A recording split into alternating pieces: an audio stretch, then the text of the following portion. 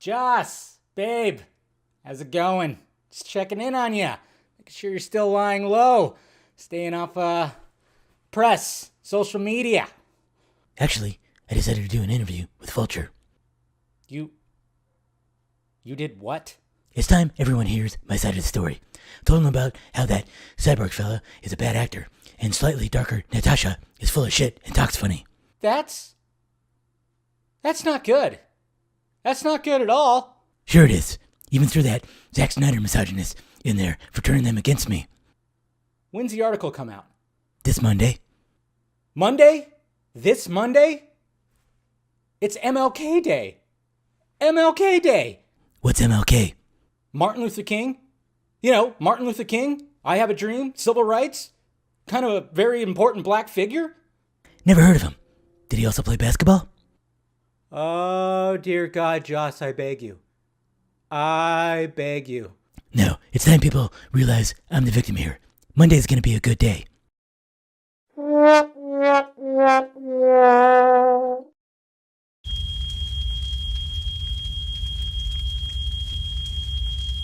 This is fine. I believe Joss Whedon.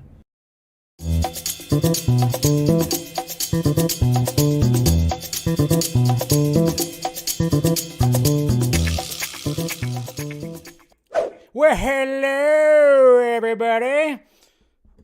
Whoa, there we go. There it is. What's happening, everybody? All right. Buckle in, folks. This'll be a good one, huh? You know, I think we got plenty to talk about today, I would say.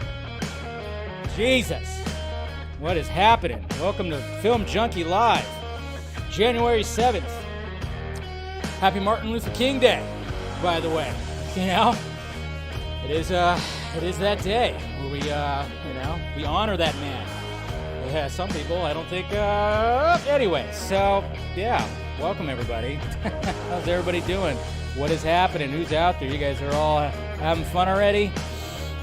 Oh, what's going on? Yes, we got Mattia, wow, we got people laughing, like an opening sketch, good. Mr. Fourth, good to see ya. Legend, yes, is also here, boop, boop, boop. Yep, we got Andres saying, boycott Warner Brothers.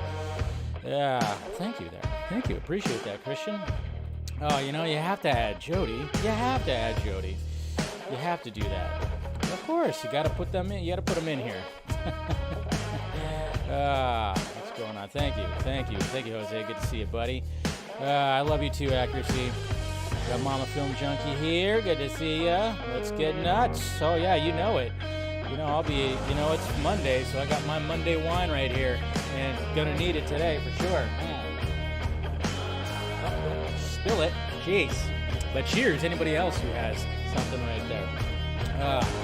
Thank you, Ben. Good to see you, buddy. All right, we got George here, or Jorge, I should say. Hello, Miss Rosemary. Always good to see ya. No, I've been prepping that since about 3 hours ago. Cheers, Martin Luther King. That's right. That's right. All right. There's Miss Cat right here. Thank you. Yes. It's kind of husky.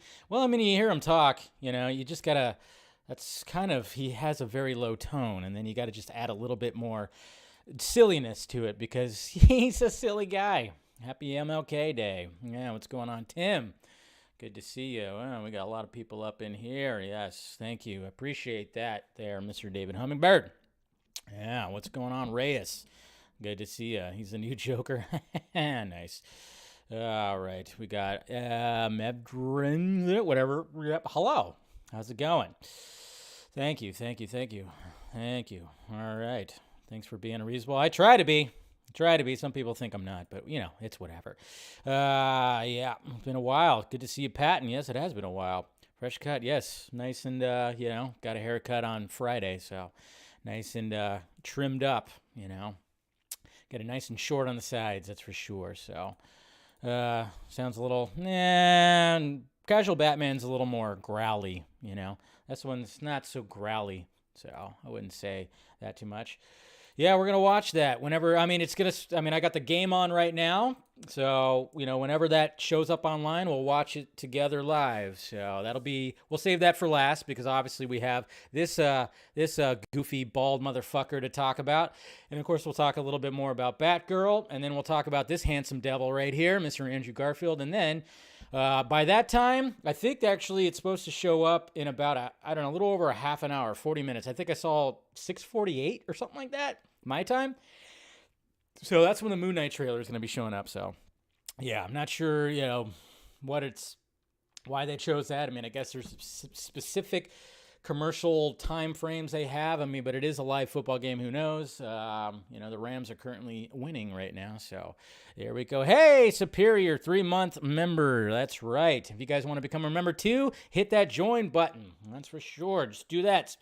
Adds a little bit more to the channel, a little bit more support, or if you want to, of course, join the Patreon, that is there too. We got the Film Junkie Closet down below, all of that. We got Mr. Aaron Bailey. Good to see you, buddy. Always good to see you. Who was that? Oh, come on, that's Mr. Jody's Corner right there. Come on, I've had that drop. I usually have that drop when I am doing the vodka stream. But I had to incorporate into the opening sketch right there. So, man, do we have a lot to talk about? Tell you what, it was kind of funny too because I think some people caught wind that there was going to be something that was going to be talked about today, like some kind of puff piece or I don't know. That's what's so funny though. It actually worked.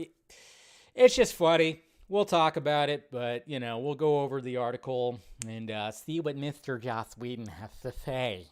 Coming out of hiding and trying to clear up his name. Didn't really do a good job, did he? Didn't do a good job. That's for damn sure. So, anyways. But yeah, thank you guys for joining in, and we'll have some fun today. Whoop, whoop, whoop. Yeah, we've got some Batgirl to talk about, all that stuff. And yeah, if you're not watching this live, I'll chapter it out. If you want to just skip ahead, you can, because we're going to go to the tweets right now.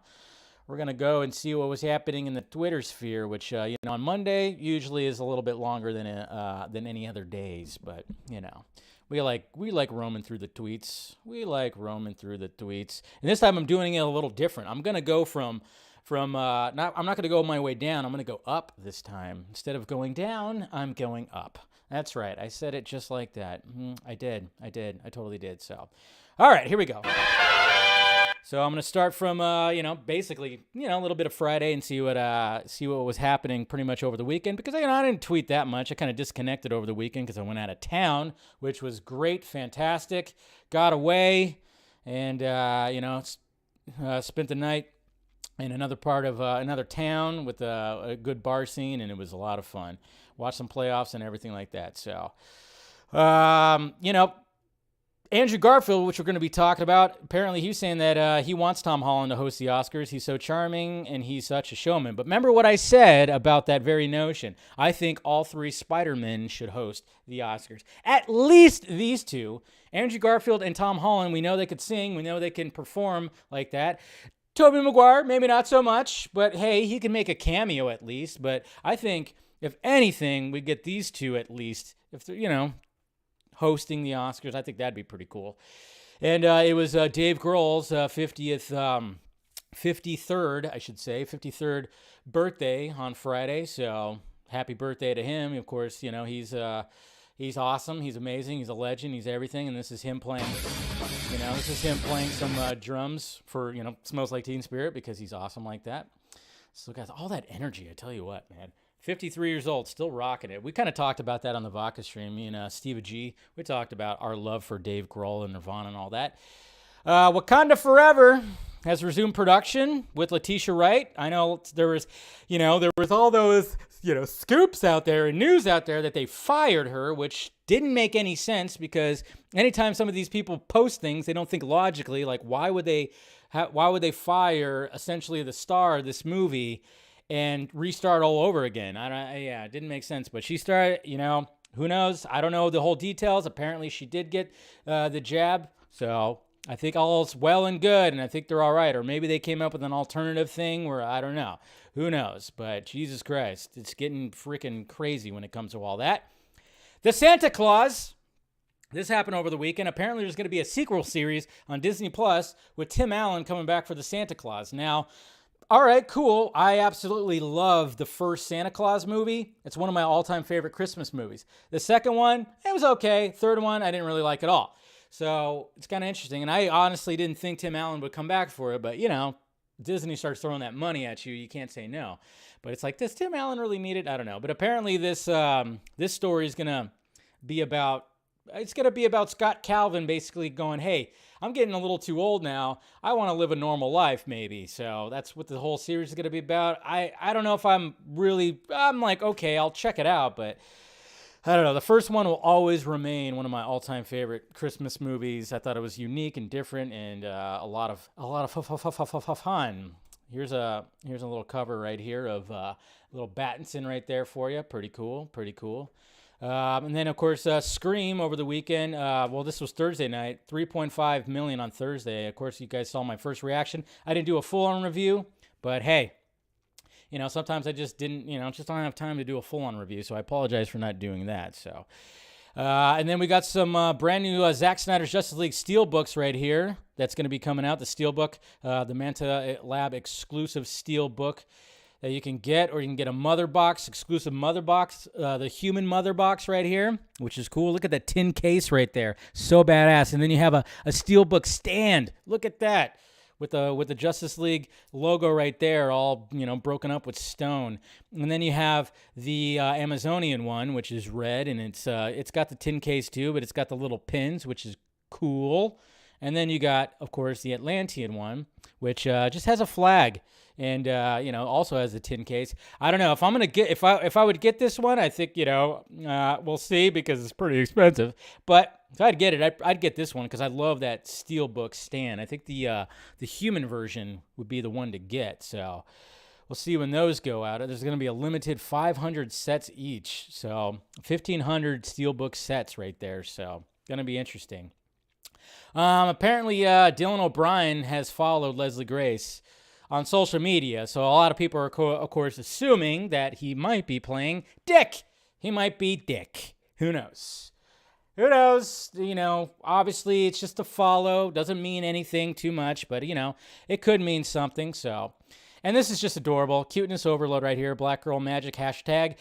Ray's Blue Rose photography. I saw this, and I'm like, this is just, come on. That's just precious. With the right there, just shooting out of the cowl of the, the hair coming out right there. I mean, it just adds to it. I literally probably went, aw, when I saw that. It's just absolutely adorable. You gotta love cosplay like that just gets that cuteness level way up there. So good on her. This is pretty cool right here too. The Devil and the Bat by Foggy Knight 14. That's pretty badass right there. God, I would love that crossover, wouldn't it? We got this poster right here for the Batman. Looks badass from Sport. What's his name? SP, whatever the heck, right there. Sport something Monkey.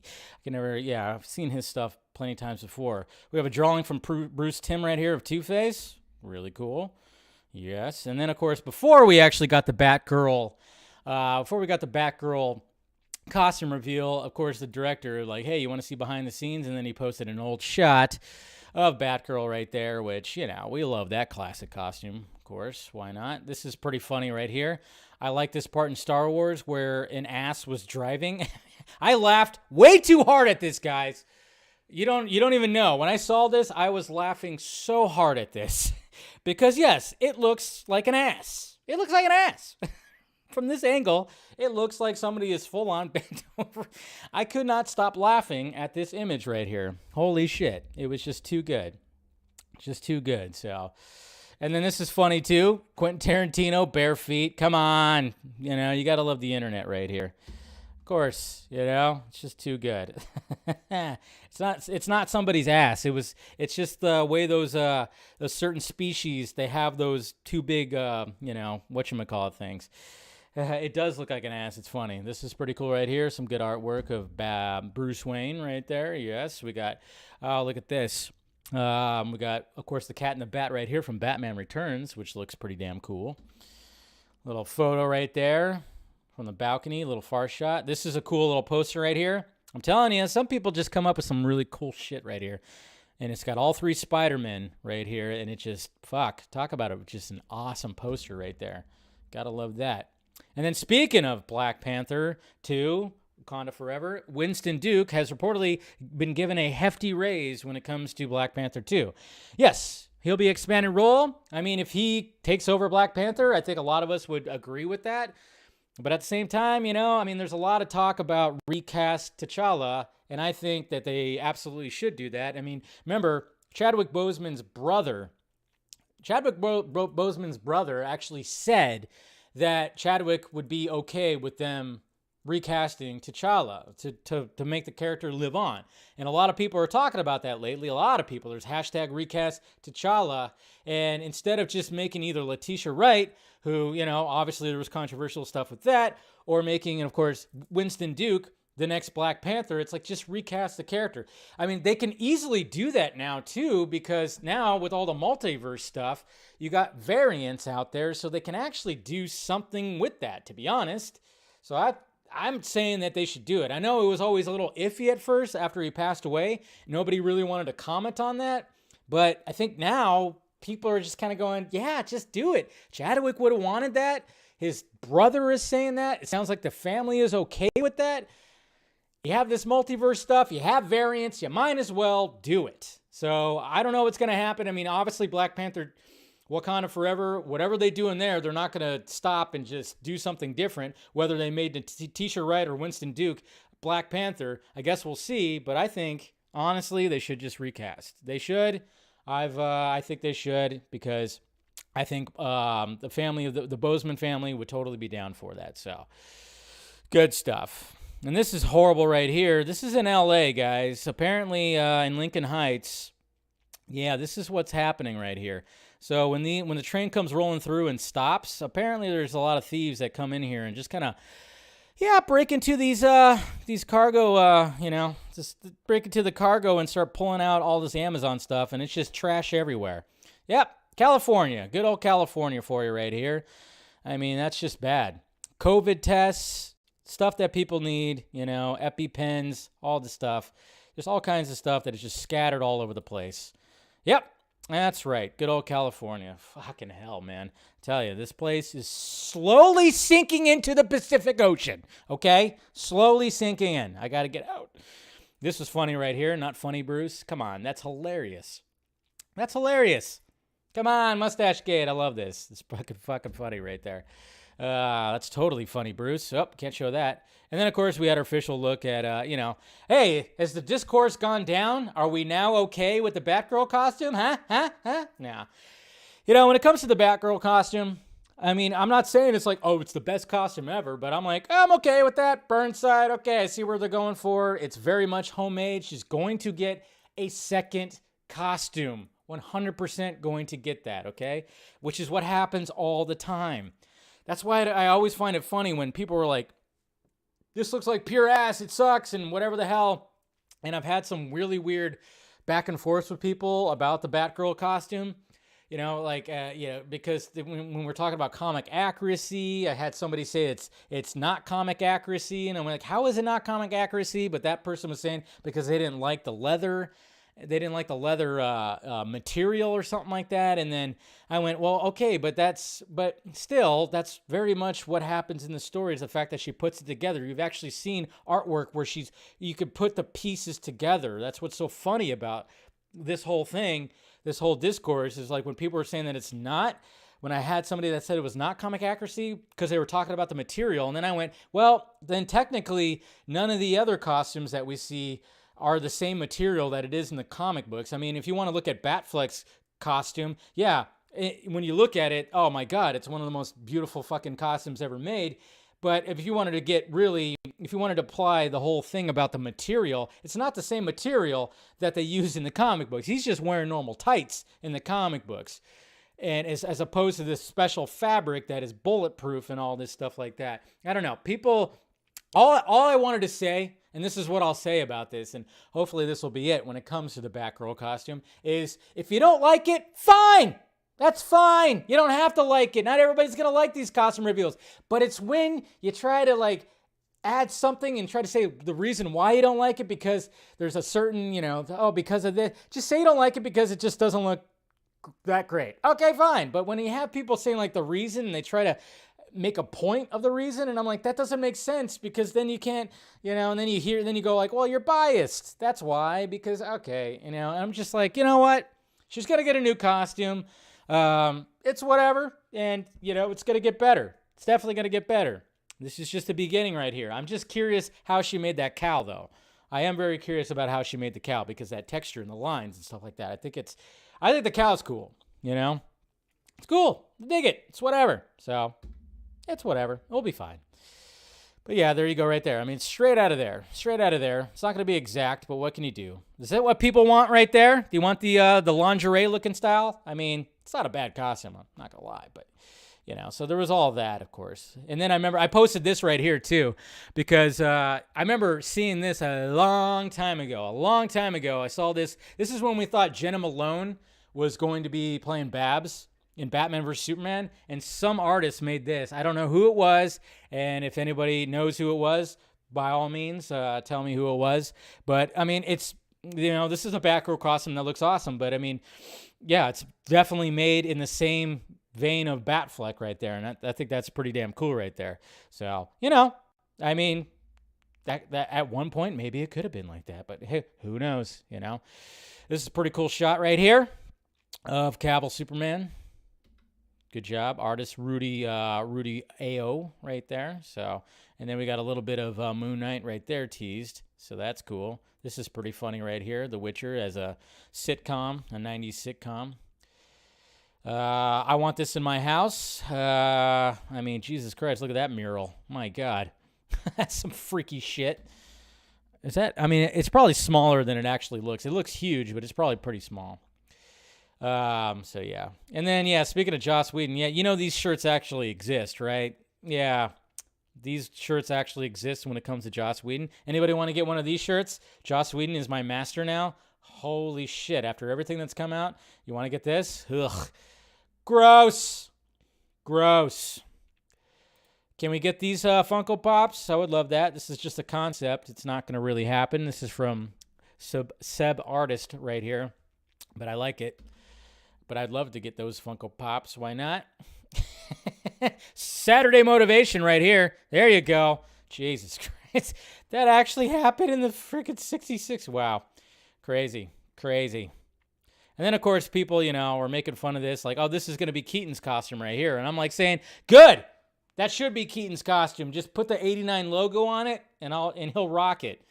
Nothing wrong with that. People and their takes. It's fun. We're so spoiled. Guys. We're so spoiled. We have Battinson right here. Funko Pop, which looks pretty cool. I like it. Like it a lot. He's holding his cowl right there. I like this little setup right here. We got Zod and Superman set up in the snow right there. I like that. And oh my God, guys, watch out. David Ayer gave praise to Peacemaker. Oh my God. He did. He gave praise to Peacemaker. How dare he?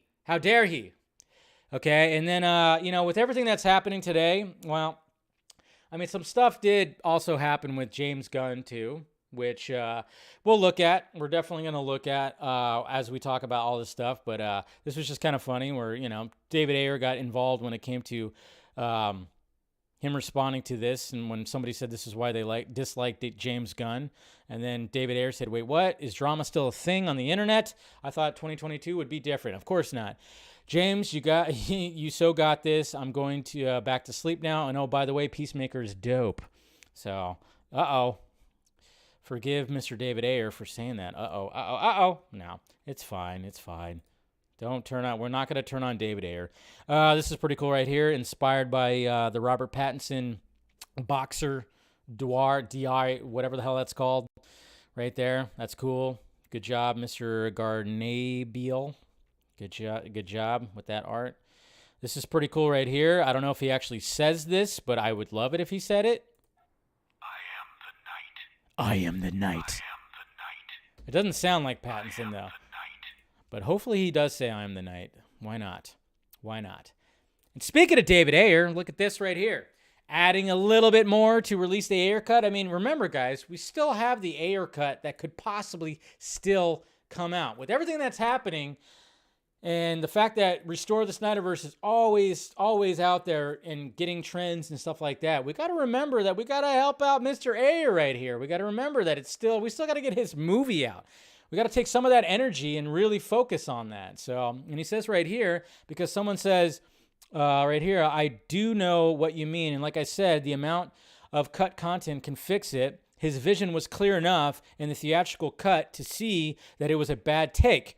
The world agreed, move on. And then David Ayer quote tweeted by saying, it's not simply plugging in a couple of deleted scenes. It's tone, a different first act, different music. It plays like an entirely different movie. Hell, I wouldn't believe it either.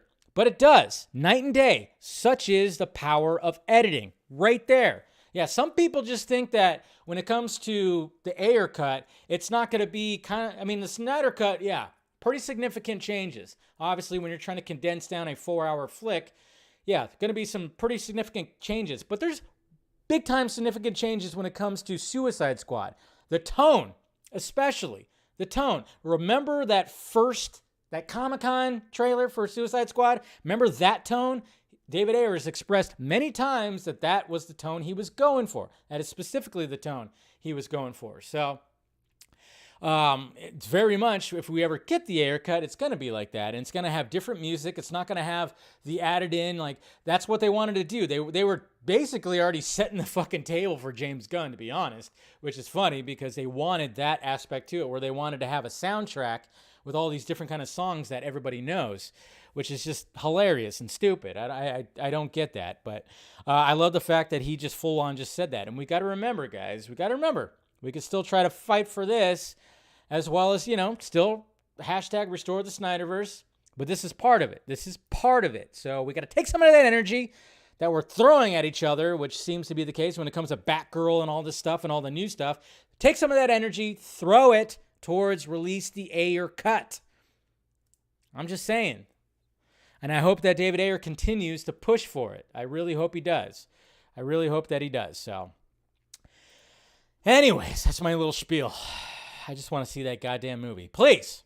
So much more Jared Leto Joker. We want that, right? Come on. This is sexy right here. Can I get this? Dear Santa for this week. Look at this. Oof. Look at that. So sexy. This is Batman, Superman, Wonder Woman Museum line statues by Queen Studios right there. Very, very, very sexy. Very sexy. All right, so you want to hear some more depressing stuff? All right, so this is obviously you want to hear something about the from Mr. I always forget his name. I'm always like Gareth Edwards, Gareth Evans, whatever. But anyways, you know me. I always blank on. I always get them confused right here. But here we go right here. This is an interview right here talking about, of course, the Deathstroke movie that once was. So take a listen, and hopefully you don't weep too much. But man, I tell you, I mean, yeah. Also another thing too is I don't know if it's Evans. Sorry, yeah, it is Evans, right?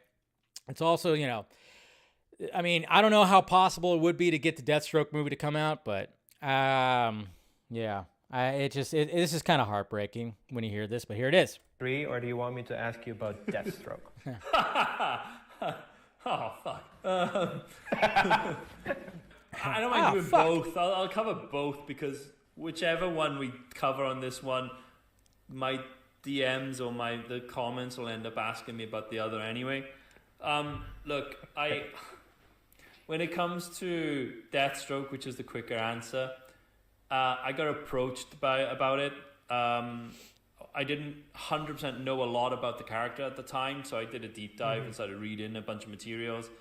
Thought it was cool, had a cool concept idea for sort of a really lean, nothing more than 100 minutes origin story that would feel really kind of within the vein of the sort of the Korean noir films that I was watching at the time and really into, and so I was like, okay, I can do something with this and make something kind of cool with it. I spoke to the guys at DC about it, and they were into it. They liked the concept, and I spoke to Joe, who was supposed to be playing the lead at that time, and then I think Justice League came out and fucked everything up, and then I think there was a change of personnel. Yeah. And then suddenly Deathstroke stopped being the priority project for them. Ugh. And so I think they were trying to reconfigure things and then see if they could go in a different direction with some of the projects or whatever, or tonally shift things. Ugh. And so then in the end, I found myself in a position where, with Deathstroke, where it just kind of fell by the wayside and then, didn't have any follow-up.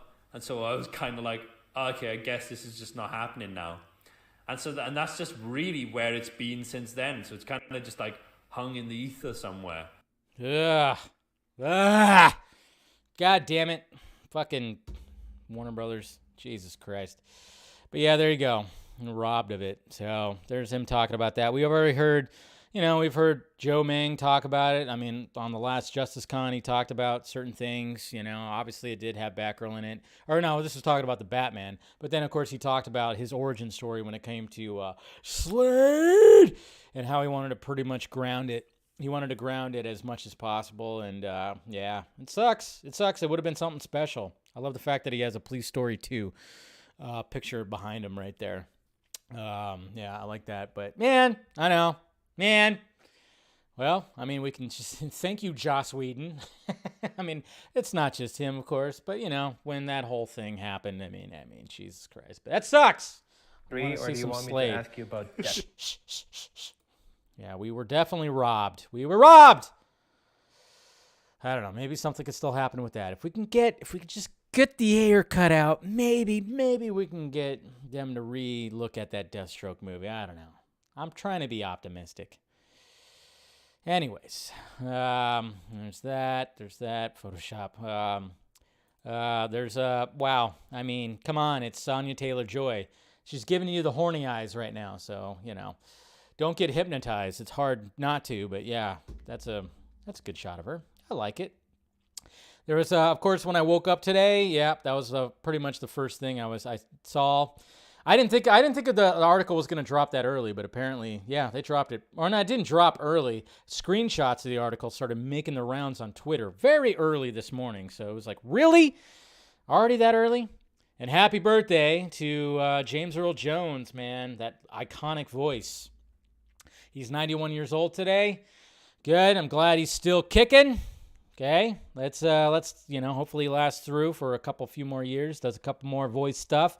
But yeah, happy birthday. Cheers to James Earl Jones, which you hear that voice, you just know it's him. It's him, I mean, when it came to him, it was of course Darth Vader for me, but it was also The Sandlot. The Sandlot, growing up, that was one of my favorite movies. Still is one of my favorite movies. And when he shows up at the end, I mean, come on. Murder's Row. Yes. Oh, yeah, and happy birthday to, there's a lot of birthdays today. You're right, Jose. Even, it was supposed to be Betty White's 100th birthday today, which, so happy birthday to her. May she rest in peace. She lived a long, full life, which is great. Was still funny and hilarious and energetic to the end. And this is what I sent to you, good old Joss Whedon, you fucking idiot. It's like, come on, man. And then, of course, a lot of people were showing their praise, of course, to Ray Fisher, which you damn well should. Look at this art right here. There's some art that was behind Matt Reeves of the Batman, which is pretty interesting and looks pretty damn cool right there. That's cool, but yes. Hashtag I stand with Ray Fisher.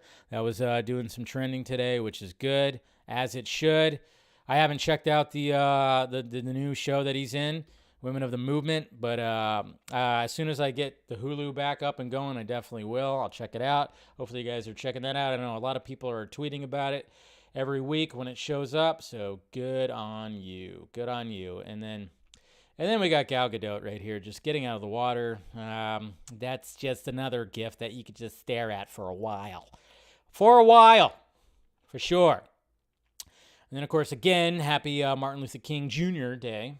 I always forget there was a junior on his name too, but just MLK and all he did and everything. So good on everybody who was celebrating that. I didn't get the day off today. It's whatever. I still work today. In my line of work, we don't get those holidays off for some fucking reason, but so hopefully you enjoyed you guys' day off. We'll talk more about that. Some Andrew Garfield stuff, and then we'll talk about this too. Yeah, we just got mainly it was a lot of it was a lot of Warner Brothers probably, shitting their pants. Because, you know what? When it comes to all this, guys, we have to remember. That a lot of people were actually thinking that Warner Brothers posted this article with Joss Whedon. They did not. They did not do that. They probably had no idea about it. Remember, they fired Joss Whedon. They wanted nothing to do with him after all the accusations and all the shit came out and everything. They just didn't want. They fucking fired him. So I saw so many people thinking that they were the ones that were like, oh yeah, Toby Emmerich, we're totally no. They probably are looking at all this and going, what the fuck? We don't want this. I'm actually surprised they didn't put out a statement. I mean, you think they would, then they should. If you want to put out a statement, put out a statement. Condemn this shit. Do it. Come on, you pussies. Toby, what are you doing? What are you doing over there? But yeah, it definitely wasn't a Warner Brothers thing. This was strictly a Joss Whedon thing to try to help clear up his name, which of course backfired big time. I mean, when I talk about backfired, I mean this. That's what I mean. Jesus Christ. That's pretty much the Joss Whedon article. It was him just basically shooting himself. Fucking idiot. And also happy birthday to Jim Carrey. Sexy. Jim Carrey's birthday today, and he posted this video. I'm 60 and sexy. And tonight I'm having cream corn and strained peaches. Still got that rubber face, man. 60 years old, Jim Carrey. Happy birthday to Jim Carrey, man. Still got that rubber face. And then this is at the Avengers whatchamacallit. They're testing out the new Spider-Man robotic thing. This is hilarious right here. This is so fucking funny. Spider-Man is clean for Jake.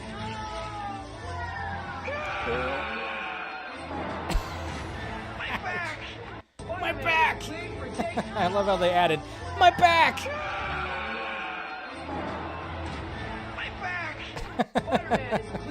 Yep, that didn't really run well, but hey, what can you do? It's not going to always run well. So, and check this out, guys. Willem Dafoe, okay, so you guys know me. I don't want there to be a Joker 2. I don't think there should be a Joker 2. I think people agree that there shouldn't be a Joker 2. It's move on to another villain. If you're going to do this Black Label thing, why the fuck is there not another villain? But Willem Dafoe actually has a pretty good idea if it came to a Joker 2, because everybody's always fan cast him as a Joker. Willem Dafoe has fantasized about playing a Joker imposter opposite Joaquin Phoenix. That's what he told GQ magazine. Dueling Jokers. Someone that says he's the Joker, but isn't the Joker. That kind of opens up the possibility of an interesting story. It's not bad. That's actually not bad. You have another nutcase out there trying to take over Joker, because it's not it's not like you can't just put makeup on your face and act like a nutcase, right? That's actually, I don't mind it. I actually thought, wow, that's actually not a bad idea when it comes to a Joker sequel. And can you imagine Willem Dafoe, Joaquin Phoenix going head to head on each other, head to head, dueling each other like that, trying to be Jokers? Not too shabby. So that's pretty, I dig it. I mean, I don't think it's going to happen, but it's a good pitch. I don't know what if the Joker sequel is actually still going to happen. I don't know if Todd Phillips has an idea. That's not a bad idea right there. So I don't know. I still though would want to keep it at just one movie, to be honest. And look at this porn right here. Look at this porn. Trinity porn. The Trinity porn. Kicking ass. Taking on bunch of people. Well, Superman's taking on one guy, but still, it's badass. So, yeah, somebody put this gift together. I like that. DC Films United. Love it. It's pure porn. And I love this. I love this right here, too. That's good art right there. That's good art right there from Mr. Chris right here. Good artist. I remember he posted that a while back. That's good art right there. I love it. Absolutely love it. And then Clay Enos throwing some shade at Joss Whedon, because Clay Enos also is not a fan of Joss as well. So there you go. Dig Your Own Hole by the Chemical Brothers. He posted that on Vero. Good on him.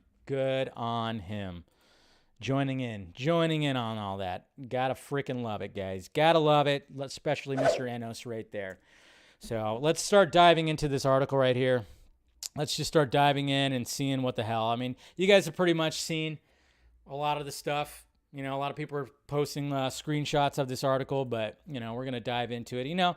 And just reading everything, I mean, this is a fucking narcissist. This is a 100% a narcissist right here, trying to play victim, trying to clear his name. And I don't know if he just, like, he got that God complex or whatever the fuck after, you know, bringing the Avengers on film, bringing them together on a movie.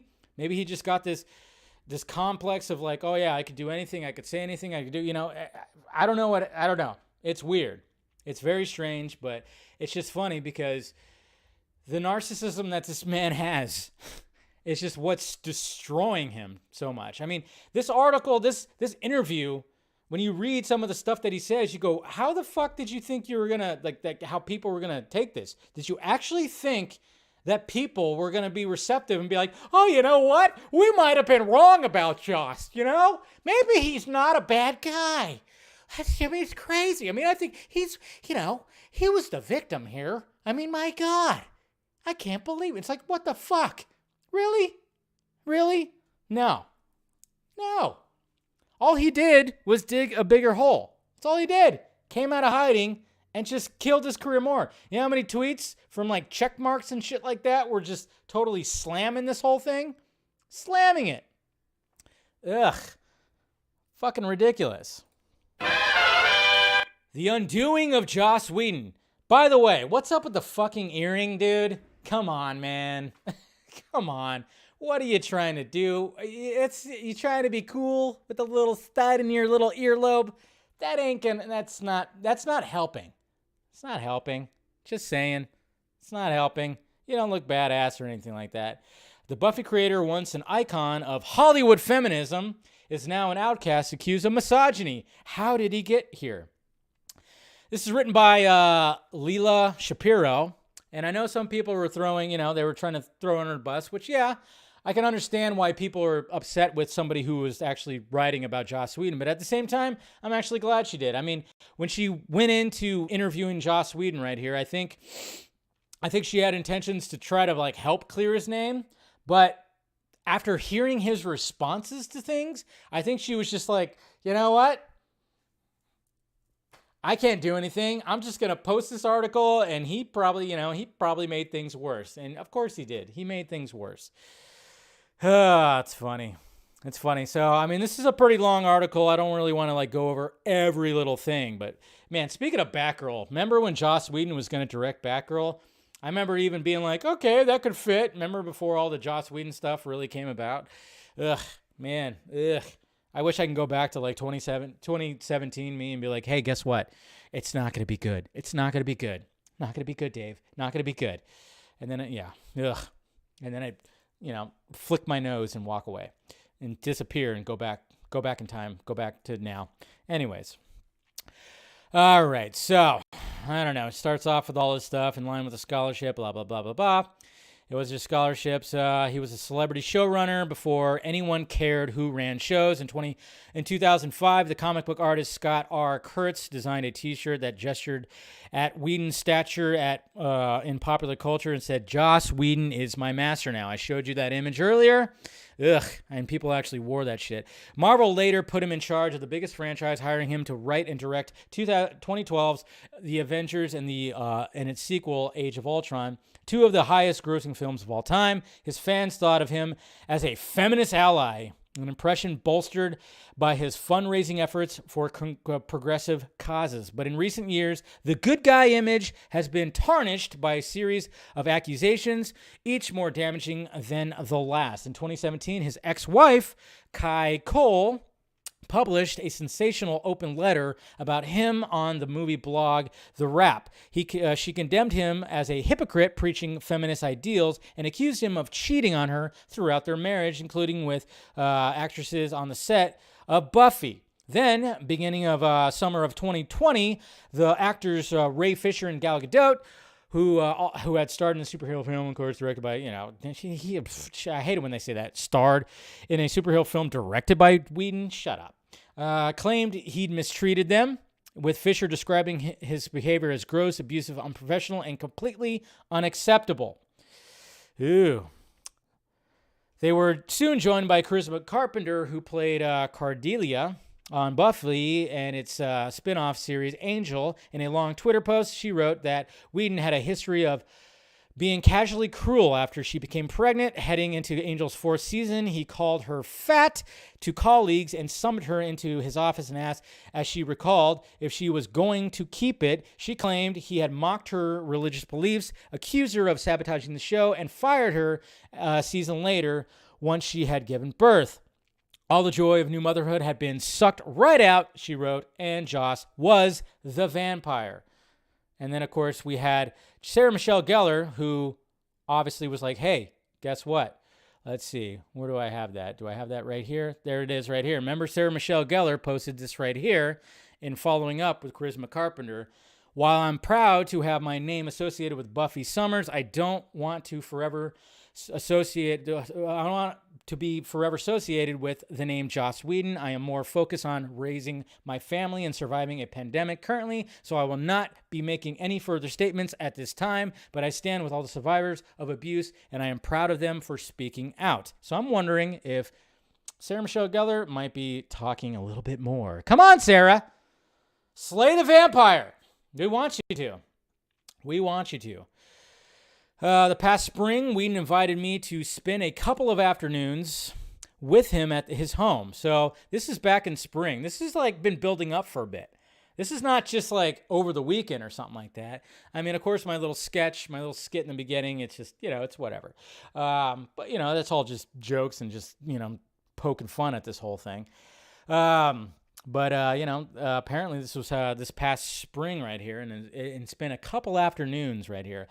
I had spoken to dozens of people who knew him after months of agonizing over whether to grant my request for an interview. He had decided to talk to Whedon at 57, lives in Santa Monica, 13 blocks from the ocean on a street lined with magnum blah, blah, blah, blah, blah, blah, blah, blah. So, let's see, Puck, who once, we got all that. Scattered around the room were paintings of his wife, the artist Heather Horton. They got married in February of 2021, poor gal, just after the wave of allegations had crested. At the sound of the garage door opening, his shoulders relaxed. Heather's coming back, he said. She breezed through the room in sundress, blah, blah, blah. Yeah, we can do that. And then look at this guy trying to look cool. I mean, he changed up his wardrobe a little bit, I guess. Good for you, buddy.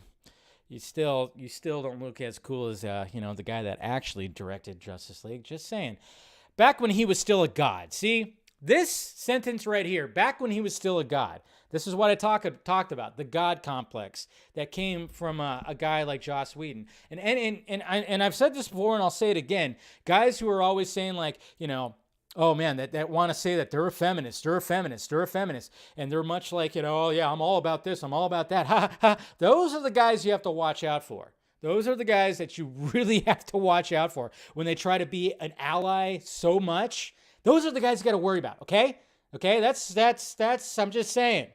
When it comes to a lot of this, I mean, look at what's happened when you see people that have gotten caught doing some crazy shit. You'll see like your Devin Fauci. Remember Fauci, whatever the hell is. You know what I'm talking about, right? Remember when his allegations came out? But he was always about, oh yeah, I'm a feminist. And then you look at these guys and you're like, well, okay, you look kind of gross. And then all of a sudden you find out that they do some pretty gross things. It's weird.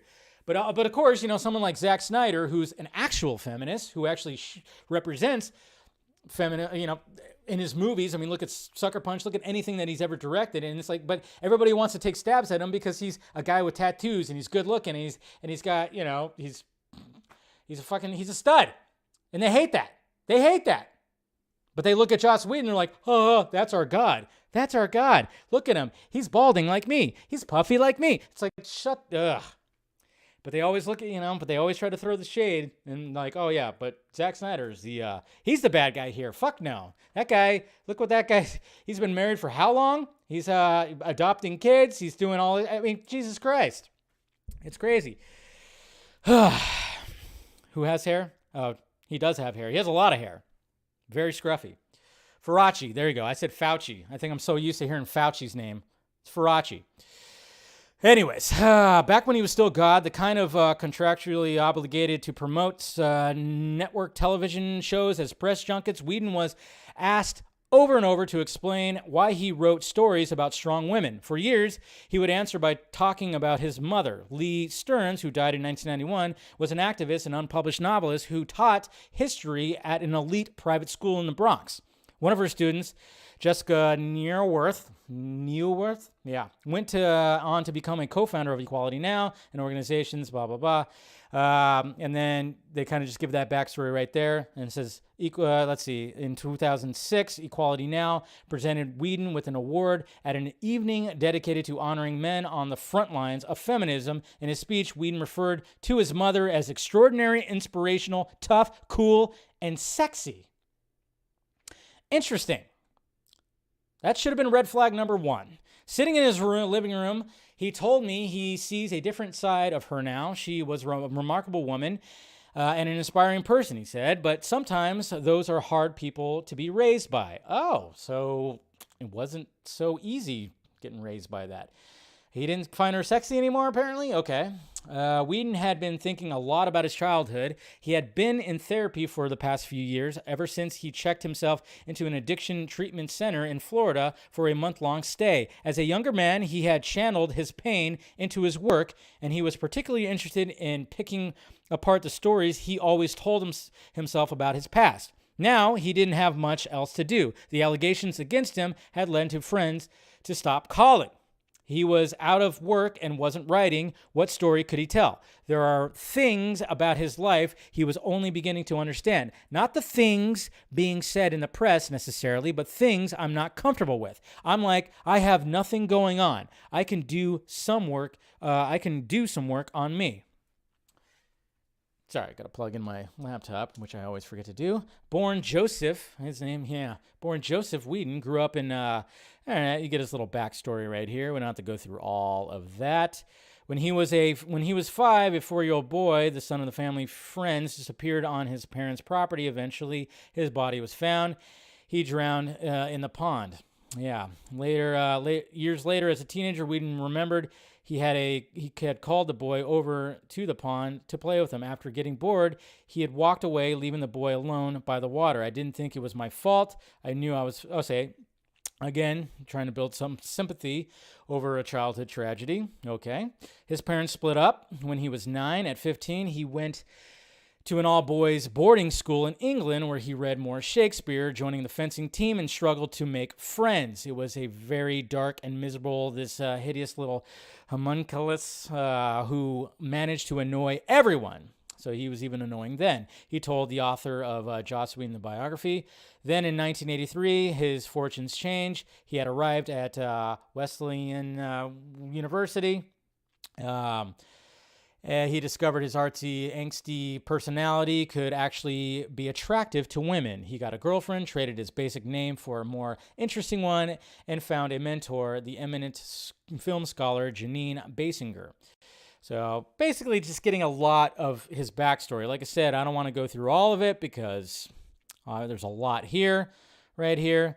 In those early days of the internet, before nerd culture swallowed the world, fans flocked to a message board set up by WB to analyze Buffy with the obsessive zeal of Talmudic, if I'm saying that right, scholars.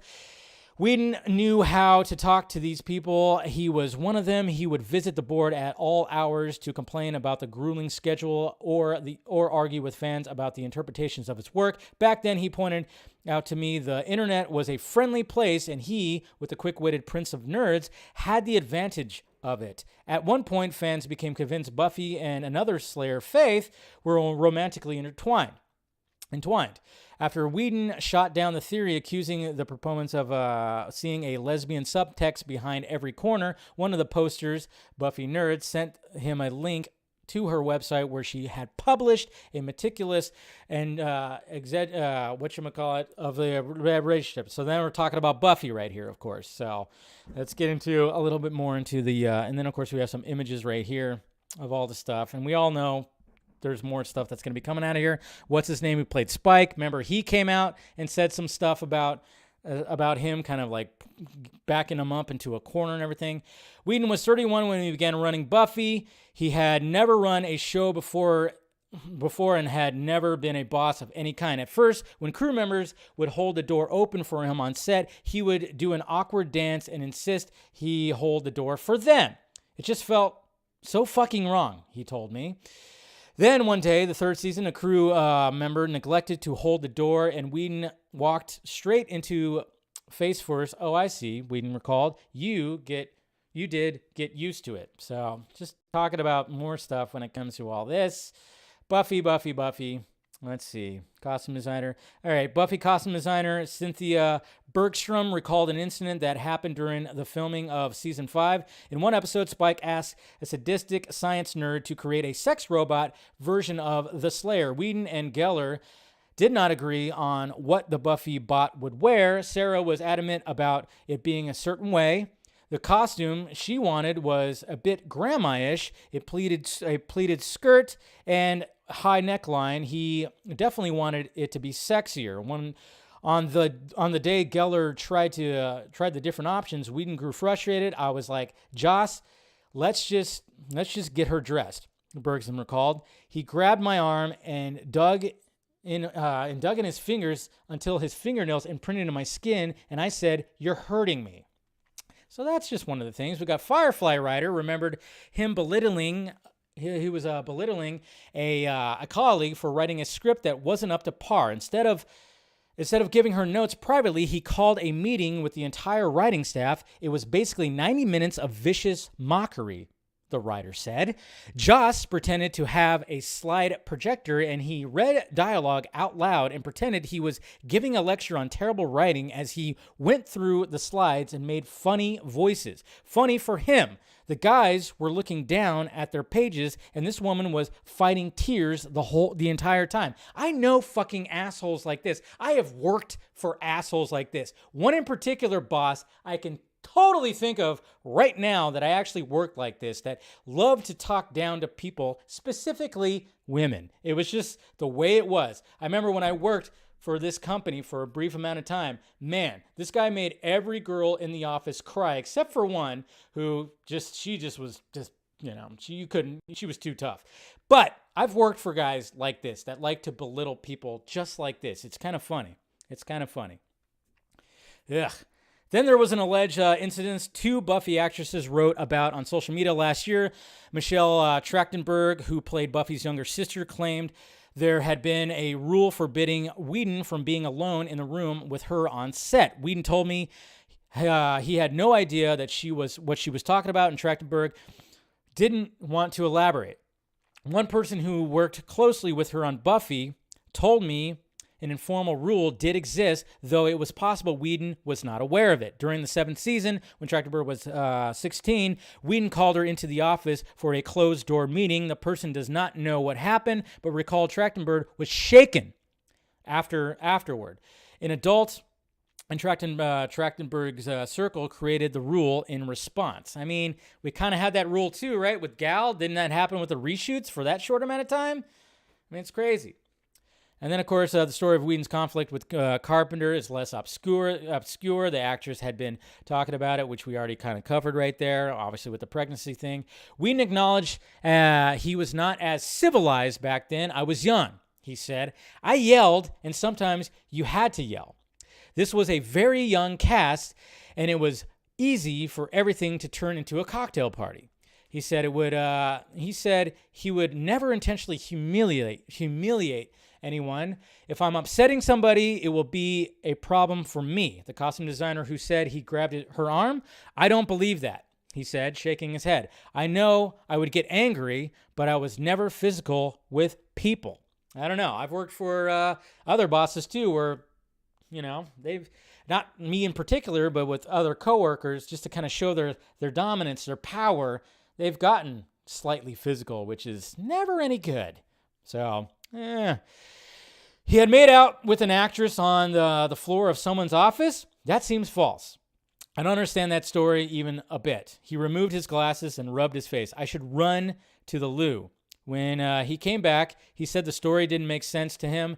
because he lived in terror of his affairs being discovered. Wow. What affairs there, buddy? So yeah, it talks about that, but he could call pregnant women fat. Rebecca X, who she asked to be called, as known as Rebecca Rand Kirshner, when she wrote for the last 3 seasons of Buffy. Since then, she has dropped her patriarchal, yeah, I can never say that. I always get that little marble mouth when that happens. Patriarchal last name. She saw Whedon at a photo shoot a few years after the show ended, when she was weeks away from giving birth. I was happy to see Joss, and the film. The first thing he said to me was, "Oh, you're fat." Jesus Christ. She told me. She knew he was joking, but she didn't find it very funny. It's like, yeah, who would find that funny? Who would find that funny? Did it hurt me? Yes. Did I say, hey, I got a baby in there. What's your excuse? Ooh, that would have been a good one. That would have been a good comeback right there, to be honest. What's your excuse? In so many unsaid words, yes, but I think he was actually slim at that point. My point is, he was a dick. It was a dick move, and it wouldn't. And I wouldn't call it abuse. So she didn't call it abuse right there. So let's move on from all that stuff. On our second day of interviews, I asked Whedon about his affairs on the set of Buffy. He looked worse than he had the day before. His eyes were faintly bloodshot. He hadn't slept well. I feel fucking terrible about them. And he said, when I pressed him on why, he noted it messes up the power dynamic. But he didn't expand on that thought. Instead, he quickly added that he had to sleep with them, that he was powerless to resist. I laughed. I'm not actually joking, he said. He had been surrounded by beautiful young women, the sort of women that had ignored him when he was younger. And he had feared if he didn't have sex with them, he would always regret it. Looking back, he feels shame and horror. He said. And I thought of something he had told me earlier. A vampire, he said, is the exalted outsider, a creature that feels like less than everybody else and also kind of more than everybody else. There is this insecurity and arrogance. They do a little dance. So yeah, this is basically a guy who's not very much an alpha. He's very much beta, if you want to like describe it like that. And I think it's just like he wanted to have that power, and then of course, like he felt like when the opportunity arose, he couldn't say no. He couldn't say no because scared little boy. I don't know if it's the upbringing, being raised by somebody like how he explained his mom. I don't know, but yeah. Buffy ended in 23, but his affairs did not. He slept with employees, fans, and colleagues. Eventually, his wife found out. In 2012, they split up. In Cole's open letter to fans, she accused him of using feminism as a cover for his infidelities.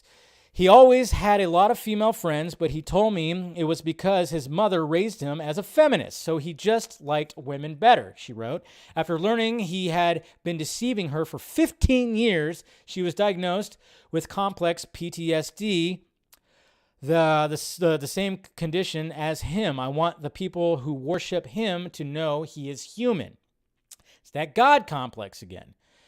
I spoke with 3 women who dated Whedon after his marriage ended. In their stories, he was not the hero they had read about in the press, the one who wanted to see women in control. He was more like the cold-blooded men he depicted in his work. Sarah talks about this. She's like, when he was promoting Age of Ultron, she was 22. She was a 22-year-old freelance writer who interviewed him for a pop culture website. After the piece published, they began a sexual relationship. He led me to believe he was single, she said. One night, she went out for drinks alone with a friend Whedon wanted her to meet. After the friend mentioned she had a long-term boyfriend, Sarah asked what his name was. I'm dating Joss Whedon, the woman replied. So he was always deceiving, dating multiple people, playing the game. You get all this power. Of course, that's what it is. And of course, I think that this paragraph right here was played around everywhere right there. Liked women better. Men didn't. Yeah, exactly. Liked women. That's exactly what Steven is saying right there. Thank you for backing it up, Steven. Yes, I know it. Yeah, I'm telling you, I've met guys like this. I've met guys like this, and it's just, ugh. So then it just keeps on going right here. We're not going to go through all that. Dollhouse. Yeah, remember that with Liza Dushku right there? Yeah, remember that series that he was a part of? The Whedon's experience, seeing Richard, blah, blah, blah. So we'll just kind of go through this. Let's get to this right here. Let's get to the Justice League part. Let's go, because this is where it just gets, what the fuck, man? What the fuck? Let me take a little drink. That year, Whedon took a job doing rewrites for Warner Brothers' film Justice League, a DC property directed by Zack Snyder. For two white men in their 50s making comic book flicks, he and Snyder could hardly have been less creatively and philosophically aligned. While Whedon's superhero epics were leavened by irony and wordplay, Snyder's were brooding and self-important with a visual style that combined artificiality. Sorry, I'm having trouble right there after that sip of wine. Of a video game. With fascist aesthetic of Lenny Riefenstahl production. So, of course, the fascist thing again, which she, of course, threw a little shade at Snyder. Snyder fans were every bit as ardent as Whedon had been, but his previous efforts, Batman vs. Superman, had faltered at the box office and offended critics, with A.O. Scott going so far as to assert that Snyder and his corporate backers had no evident motive to produce such a joyless spectacle, power beyond their own aggrandizement. Okay, so I'm like failing on some of these words here. I apologize. Now those backers were concerned about how their new venture was shaping up. An early screening did not reassure them. They asked me to fix it, and I thought I could help, Whedon told me. He now regards his decision as one of the biggest regrets of his life. You fucking think? Yeah. You think that was a big regret? You really thought that you can fix that thing? At first, the studio executives told Whedon his role would be restricted to writing and advising. He was punching up the dialogue. But soon it became clear to Whedon they had lost faith in Snyder's vision and wanted him to take full control. A representative from Warner Brothers denied this. Snyder has publicly stated he left the project to spend time with his family. His daughter, of course, had died by suicide 2 months earlier. Whedon, now installed in the director's chair, oversaw nearly 40 days. Again, fucking 40, right? Why does that number keep coming back? 40 days of reshoots, a complicated, laborious overtaking. From the start, things were tense between him and the stars. Yes, this is going back to what Ben Affleck has been saying, and I, told you guys, and other people said it too, that he wanted to walk off the set. He had wanted no part of this, of course. Let's see, the stars. It wasn't just that he wanted to impose a whole new vision on their work. He introduced an entirely different style of management. Snyder had given the actors exceptional license with the script, encouraging them to ad-lib dialogue. Whedon expected them to say their lines exactly as he had written them. And this is what he had to say right here. That didn't go down well at all. One crew member told me, okay, this is from a crew member, some actors criticized his writing. By Whedon's account, Gal Gadot, who played Wonder Woman, suggested that he, the director of the highest grossing superhero movie at the time, didn't understand how superhero movies worked. At one point, Whedon paused the shoot and, according to the crew member, announced that he had never worked with a ruder group of people. The actors fell silent. Jeez. The actors, at least one of them, felt Whedon had been rude too. Ray Fisher, a young black actor, played Cyborg.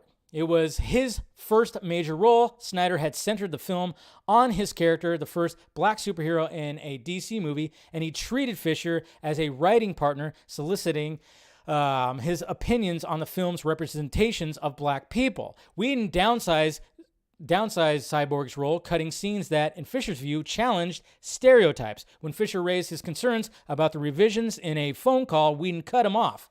It feels like I'm taking notes right now, Whedon told him, according to a Hollywood Reporter, and I don't like taking notes from anybody, not even Robert Downey Jr. I remember that line.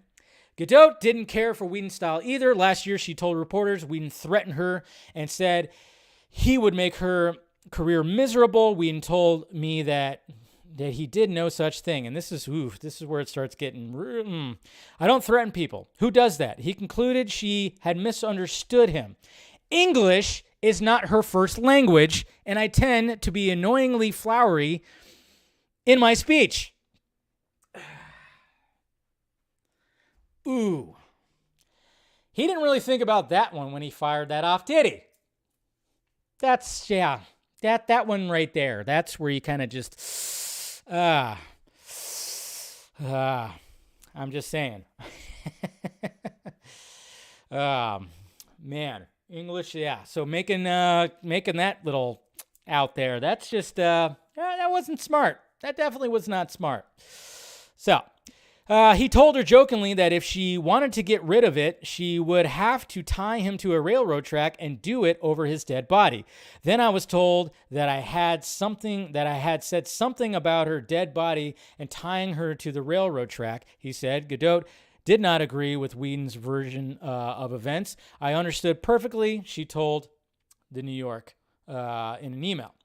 As for Whedon's claim that he doesn't threaten people, an actress on Angel told me that hadn't been true back when she knew him. After her agent pushed for her to get a raise, she claims Whedon called her at home and said she was never going to work for him or 20th Century Fox again. Reading Gadot's quote, she thought, wow, he's still using that line. Whedon denied this too.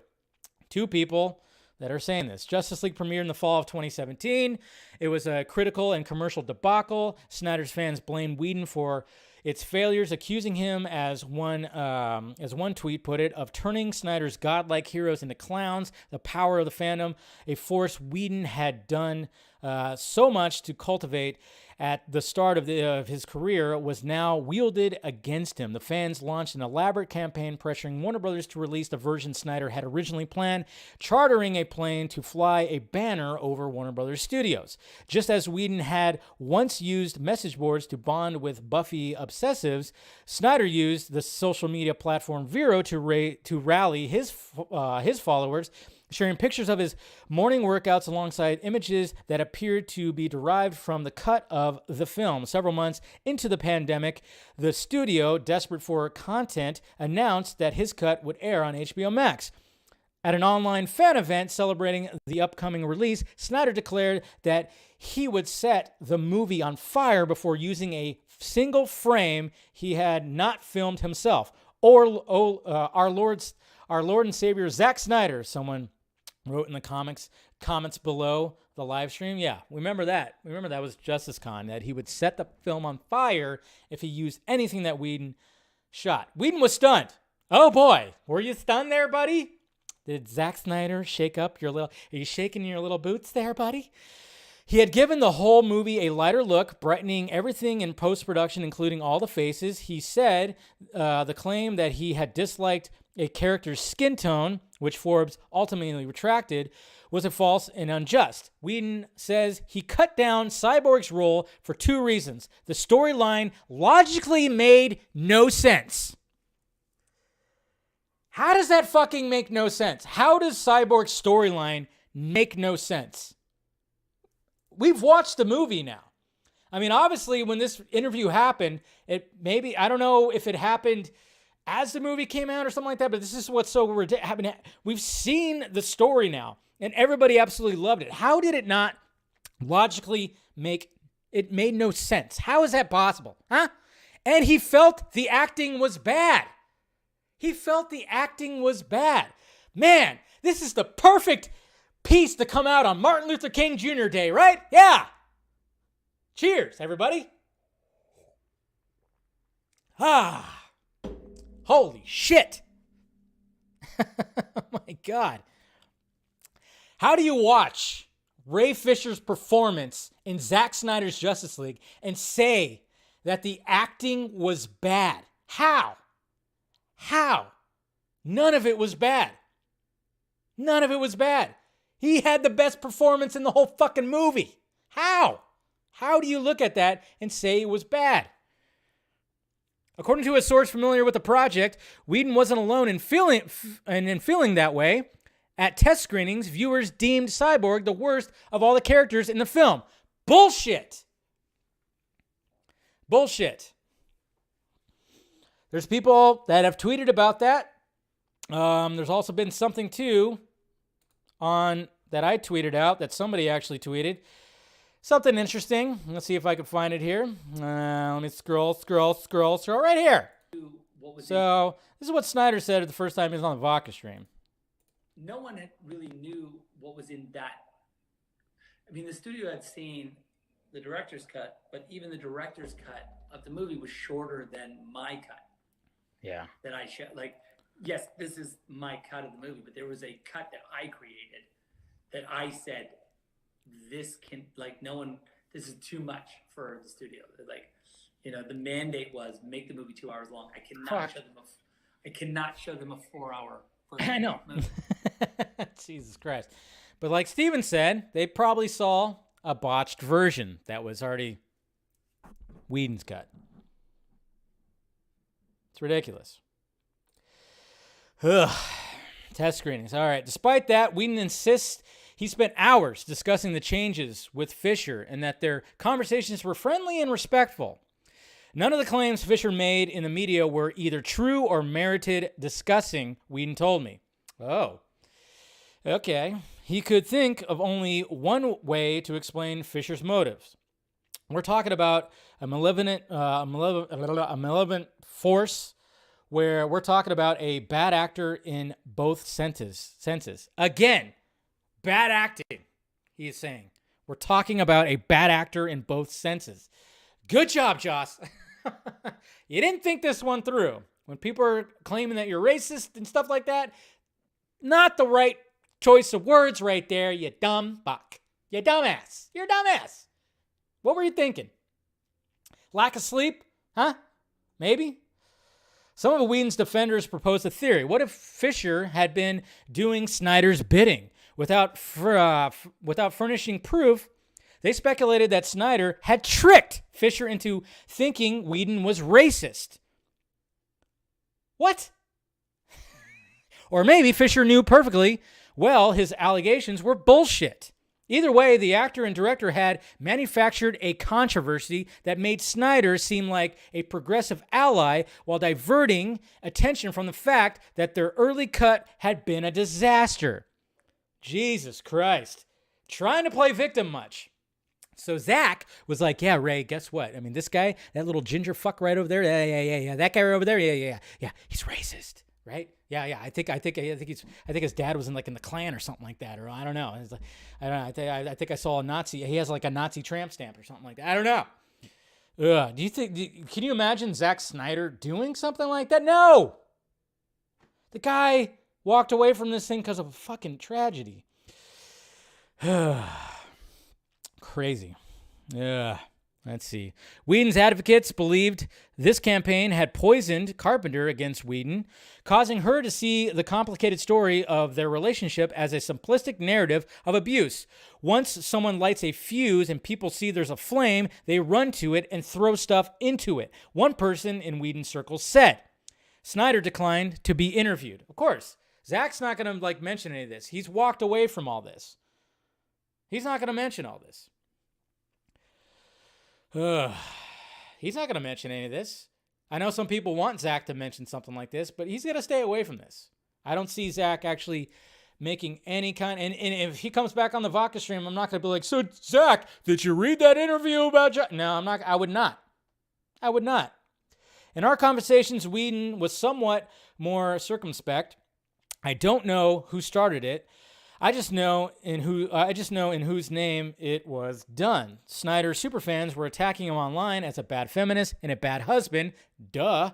They don't give a fuck about feminism. I was made a target by my ex-wife, and people exploited that cynically. As he explained, oh yeah, you poor guy. Your ex-wife was saying you're a piece of shit, and Snyder fans went, hey, guess what? You're a piece of shit. Jesus Christ. God for fucking bed. As he explained this theory, his voice sank into a hoarse whisper. See, this is where I get that Joss Whedon impression. She put out a letter saying some bad things I done, and saying some untrue things about me. But I had done the bad things, and so people knew I was gettable. Right there. But I had done the bad things. Okay. So you are a dick. I mean, what? I mean, you just said it right there, right? But I had done the bad things, and so people knew I was gettable. All right, then.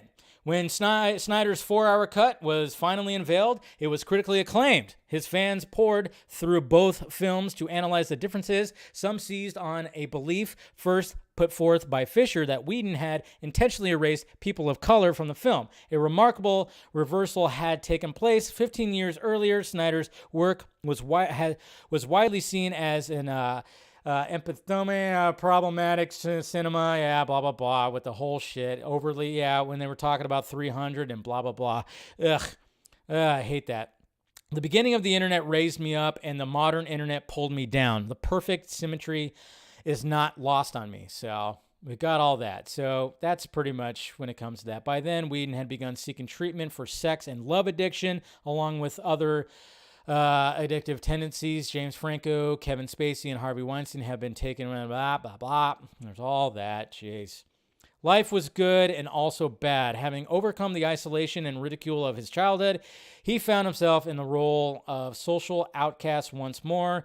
He still has an agent, but it seemed like no one wanted to work with him. At Fisher's urging, Warner had conducted a series of investigations into the Justice League production. The studio won't disclose its findings, but in late 2020, it announced remedial of action had been taken. A few weeks earlier, HBO revealed Whedon would no longer serve as showrunner of The Nevers, his science fiction series about women with supernatural powers. The network scrubbed his name from the show's marketing materials.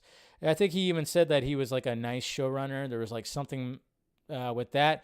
And then just to round up this thing, said nobody ever fell from the pedestal into anything but a pit, Whedon told me on a call one day. A few months had passed since our conversations at his house, and that he'd finally made peace with himself. He said, "Could I have done marriage better?" he asked. "Don't get me started. Could I have been a better showrunner? Absolutely. Should I have been nicer?" He considered the question. Perhaps he could have been calmer, more direct. But would that have compromised the work? Maybe the problem was that he'd been too nice. I was too nice. That's right, guys. He was too nice. Jeez. He'd wanted people to love him, which meant when it was direct, people thought it was harsh. In any case, he decided he was done worrying about all that. People had been using every weaponizable word of the modern era to make it seem like I was abusive, like I was an abusive monster. I think I'm one of the nicer showrunners that's ever been. Oh, pat yourself on the, yes. Jesus, yeah. Way to end with that quote right there. I'm so nice when a lot of people are saying no. A lot of people are saying no. That's just what's happening. And then we got Ray Fisher right here. He tweeted this out today, but he wants no part of it. We're going to get more Ray Fisher after today because he realized what today was. Today is Martin Luther King Day. So he said, looks like Joss Whedon got a direct. This is a good line right here. Props to Cyborg right here. Looks like Joss Whedon got to direct an Endgame after all. ... Cheers. High five. That's right. Burn. Cheers to that. Rather than address all the lies and buffoonery today, I'll be celebrating the legacy of Reverend Dr. Martin Luther King Jr. Tomorrow, the work continues. Bam. Zing.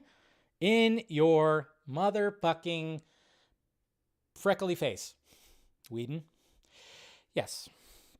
So, there you go, guys. I knew that was going to take a bit, and it did. A lot right there. A lot to unfold. That's not it, though, guys. That's really not it. There's somebody else. I mean, there's a whole, let's see, where is it at right here? I thought I had it queued up, but I didn't. Damn it, I thought I had it queued up. Oh, well. Oh, no, there it is right here. There's a whole thread right here, if you guys want to look at it. Arden Lee This is a woman that had a relationship with Joss Whedon. She posted this right here. You know, she kind of just gave a little bit into all this right here. What I most wanted people to know was that through my acceptance of him and my access to top-tier sex relationship education through my work, I offered Whedon the possibility of living this non-monogamous power exchange fantasies ethically and so basically what she's saying right here is like, hey, he's very much not like this this godlike figure. He's very much a scared little, but he wants everybody to assume that he's like this I guess you could say godlike figure, when it comes to women and stuff like that. Like, okay, that's why he said that he felt like he had to sleep with these women and stuff like that. It's just, oh man. All I could say is, like, hopefully, hey, if he's getting therapy, if he's going through some kind of stuff like that, power to him. Hopefully he can get rid of all that and maybe his new marriage can be all right. I mean, I'm sure after, I don't know if she's going to be reading this, his new wife or something like that. But let's just say that, when I saw people, I saw people on the timeline saying like, oh, watch, this is from Warner Brothers. They're going to like give him another project or something like that. I'm like, no, they're not. Get that out of your heads. Get that out of your heads. Warner Brothers wants nothing to do with this, trust me. But they're getting dragged too, of course, which they should. They did bring him on, so they're going to get dragged. But Warner Brothers did not put this out. This was strictly a whole Whedon thing that was just, it started in the spring, and then look what Steven had to say right here. Here, I'll bring it up. Yeah, because we were kind of talking about this. Steven brought up, this is interesting right here. Oh, if this thing would catch up. Why does this thing do this? Ugh. Sorry, hold on. This is like the little pop-up window here. It gets all wonky right here. So this, where's it at? I can't even find it. But you see what Steven's thing is? I don't know. This thing gets all messed up at times. What Steven said right here, she's a pickup artist and a dom. He didn't want it to be known he was with her because it would broadcast that he's a sub. Right there. So, which is whatever, but the fact is he's embarrassed, but it's about it, and then it's funny. So, there you go. He was very much embarrassed. He didn't want people to think that he was like submissive when it came to that. And to which I say, hey, it's okay, guys, to be submissive every now and again. Okay? It's okay. Hey, let the woman take charge every now and again. It's okay. It's okay. Let her toss you around the room every now and again. Why not? Doesn't have to be all the time. Now I'm just getting weird. Now it's just getting weird. We're already like an hour and fucking 27 minutes into this thing, and we're still on the first subject. I'm just saying, but yeah. But yeah, you could read that thread too. Like I said, her name is Arden Lee. She has like a whole thread talking about him. So go check it out. I'm calming down. Don't worry. I'm calming down. Don't worry. Oh, I didn't realize I still had that up. What's going on? Yeah. What's going on, Michael? How you doing? But, yep, there you go, guys. So, I just, man, when it comes to some of the stuff that he said, I mean, the calling Ray Fisher a bad actor, especially after we've all seen his performance in Justice League now, that's just unbelievable. Like, how does somebody do that? How does somebody do that? Like, how do you just say that? Especially when people are, when you're trying to say that you're not racist, not a good way to do it. And then the fact, I'm trying to understand, like, why they decided to post this on Martin Luther King Jr. Day. Why? That just, to me, I'm like, that just baffles me. Like, you couldn't just wait a week? Like, wait a week. You've had these quotes, you've had this story, you've had it for a while. Did they just not think about it? I mean, did he think like this was going to clear up his name? Is he that much of a narcissist that he thought this was, oh yeah, I could just say whatever the fuck I want and just, it's going to clear my name. I'm going to start getting work. No, this made things so much worse. And that's why I'm like, I'm glad it happened. Today it was fun just to kind of sit back and see people just drag him, check marks. People who used to be a fan of his, people who used to like praise him and be like, oh, But I will say, hopefully he gets the help that he needs. But hey, he could spend the rest of his life writing short stories for housewives who are bored. I don't know what he's going to end up doing. But I could tell you one thing, that Warner Brothers definitely not going to fucking definitely not going to hire him again. Okay, so get that out of your heads, because I know some people are like, watch, Warner Brothers is going to hire him again. No, they're not. They don't want this bad press. Are you kidding me? Would not be surprised if Warner Brothers comes out and says something about this. Who knows what's going to happen? I mean, of course, we're gonna have something for Ray Fisher. I wouldn't expect ZACK to really say anything, and he doesn't need to. Okay, his experience of what he went through when it came to Justice League, that justifies him not having to say any fucking thing. Okay, that justifies. He doesn't need a comment about this. He doesn't need this added stuff. He's about to shoot a big movie right now. He doesn't need this right now. Okay, and I guarantee you, if I have him on again on the Vodka stream, I'm not going to ask him about it. Definitely not going to ask. Is your friend? No, fuck that. Okay, it's all silliness. Jeez. Oh, no, yeah, I'm better than you. It's funny. Anyways, all right, so let's move on. Hopefully I covered that enough. Sorry for, taking so much time with that and, flubbing some words and stuff, but, I tried. Hey, Film Junkie, have you thought about Matt Reeves? Oh, that'd be sweet. If I get Matt Reeves on, get the whole group on. But hey, let's talk a little Batgirl right now. Let's talk a little Batgirl. Let's see. Let me. Really, just if you're not found, we're just gonna talk a little Batgirl, and I'm just gonna bring up some of the stuff on Batgirl movie news. They're covering everything to a T. We got videos from the set right here that's happening in a snowy Gotham City. The only thing that sucks, hopefully, anytime that there's like a snowy like place, I'm always hoping that it's actually cold, so you see the breath. It just adds to it. But look at this little crane shot right here. That's pretty cool. But check this out, guys. So remember the mural, the Batman and Robin mural. Remember this mural right here. So apparently, I don't know if that was a misdirection, which some people suspected it was a misdirection, but now we have a mural that actually has Michael Keaton's Batman on it. Look at this. This is actually Michael Keaton right there. I mean, obviously it's referencing like a shot from Batman Returns right here. I think it's Batman. Yeah, it should be Batman Returns. But yeah, now we have a mural right here, and I think Robin is still very much right here. So, yeah. Compliments to the photos right here. But yeah, they put like this, like the Anarchy A right here, and a Cal. I don't know. It's weird. It's interesting. Very interesting. And then we have stunt performer on the set. I'm not going to show those because those are watermarked like crazy. I don't want to get crazy, but look at how adorable Leslie Grace looks as Babs with glasses. I like it. I like the look. And of course, she's with Alyssa Yeoh. Right here, her friend, comics right there. They're doing that. And there's a video of the performance right there, Yeah, Babs. This is a good one right here because this is referring to Joss Whedon at one point. Can you imagine that? Can you imagine a Joss Whedon Batgirl? Man, imagine the stories that would come out of there. Yeah, she definitely did dodge a bullet. Dodged a bullet. We got some snowy cars. There she is. Looking good. Some video stuff right here. Something right here with wigs, But yeah, the mural was, obviously it went from like this mural to what this? I don't know. See, but I always thought like this was just, somebody was just, I don't know. I don't know exactly what they're doing. Maybe they changed it after they saw the internet hoopla. I don't know. It's very interesting. Very, very interesting. So, but yeah, that's what's happening on Batgirl set right there. That's why they revealed the costume, because they knew that they were going to be doing videos, or they were going to be doing shooting. They were going to be shooting her, or the performer at least, in the costume.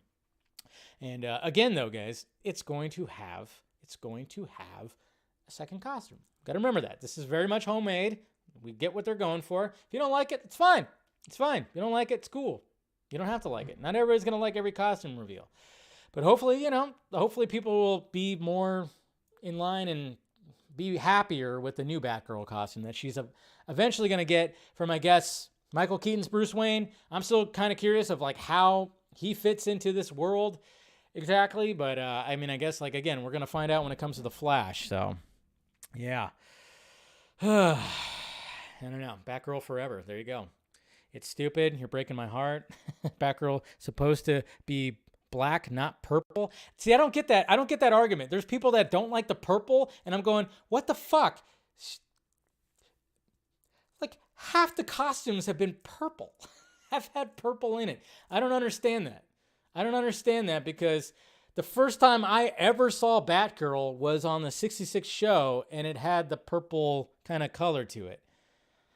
That's why I don't get that. When people are complaining about the purple, that's very much that's been a part of her costumes. Yeah, it's not always been her costume. Sure, I get that. But it's very much been a part of the costume. That's what I'm like not understanding that at all. Holy shit. Somebody got hurt on the Cardinals really badly. Wow. His neck is in a brick. Wow, I didn't see this. Being hauled off in a stretcher. Poor guy. That sucks. Anyways, purple.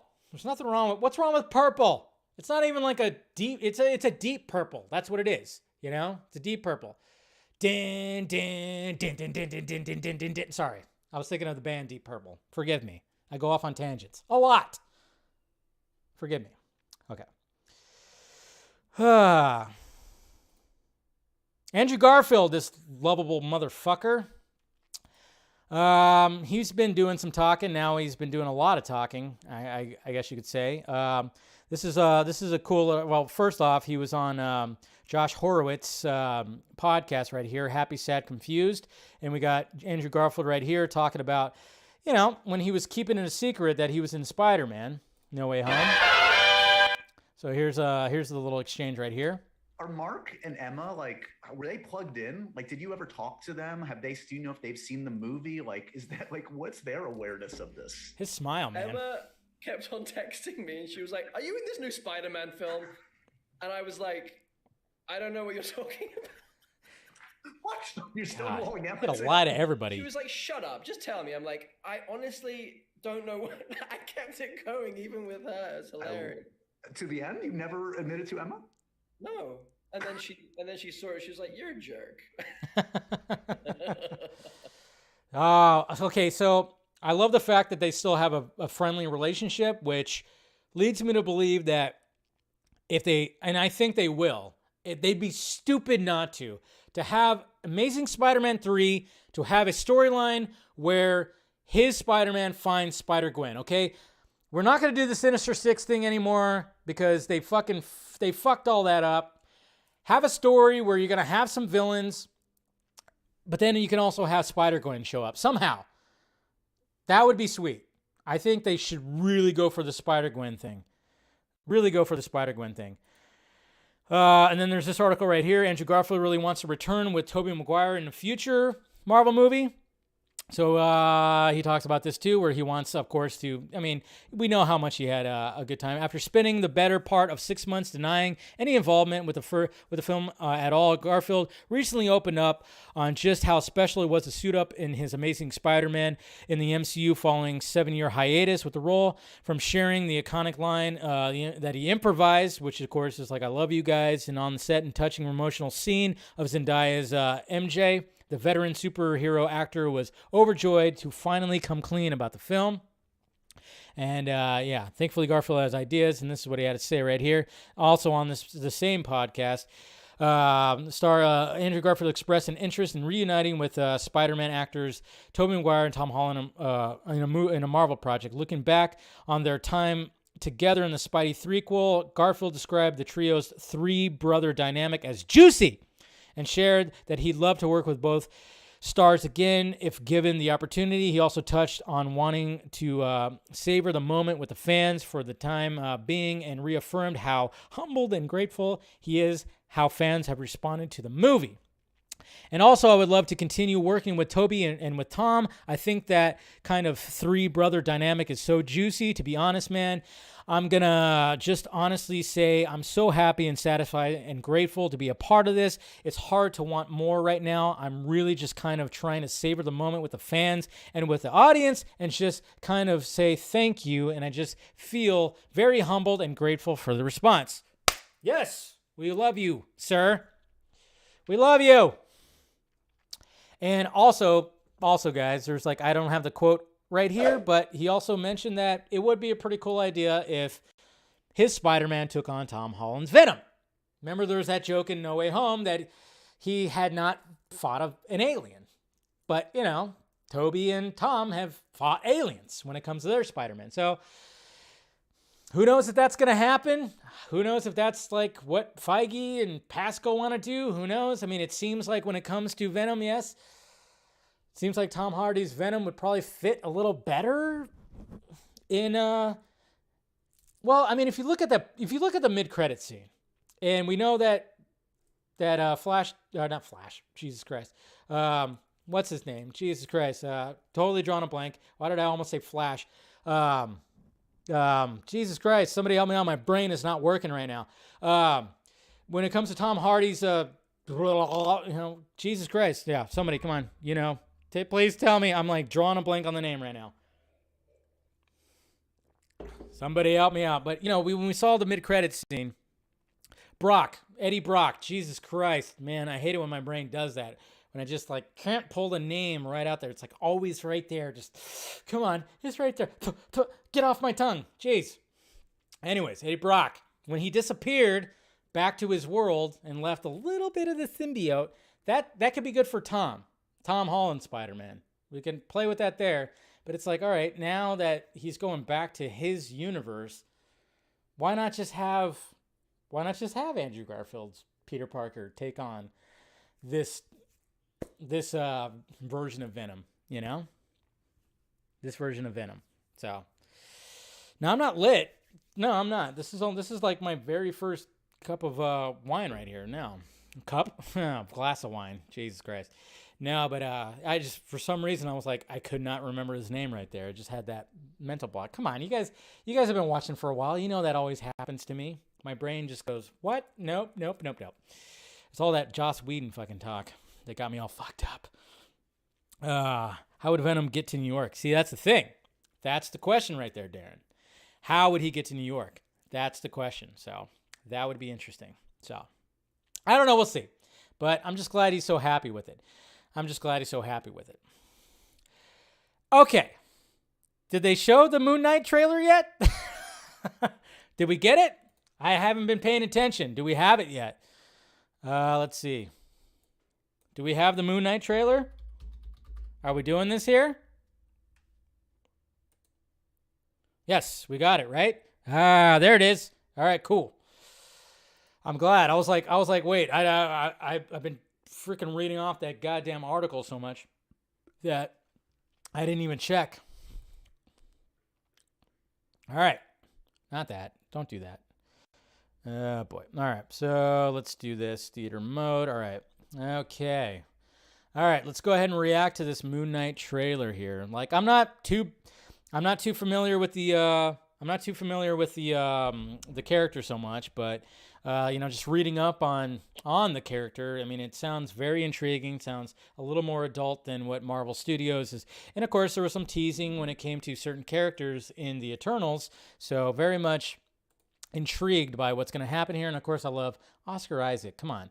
How do you not love Oscar Isaac? So, all right, let's let's watch this trailer, right? Meow. Hello, and welcome to Staying Awake. I have a sleeping disorder. I can't tell the difference between my waking life and dreams. Hello, and welcome to Staying Awake.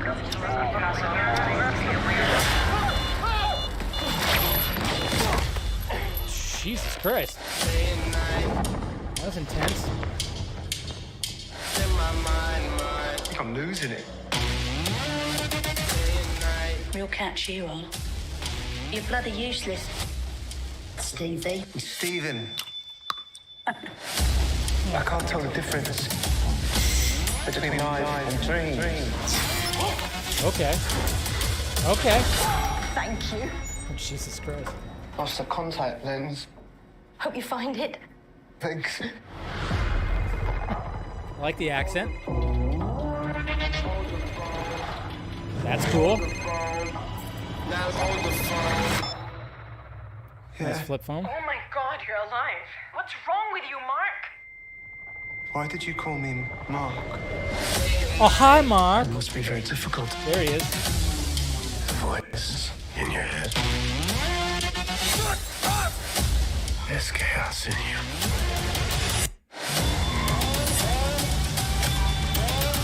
Okay. I am digging the shit out of this right now. Embrace the chaos.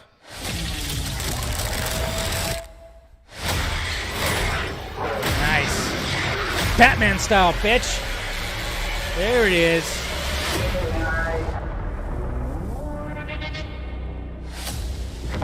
Yes. Okay. I am so fucking up for that. Wow, that looks really good. I was already up for it. I mean, no matter what, but Jesus Christ, that was... Wow, that's really good right there. I'm digging it. Yeah, I guess, yeah, he's British. Yeah, he's got the accent, so... Yeah, that was pretty good.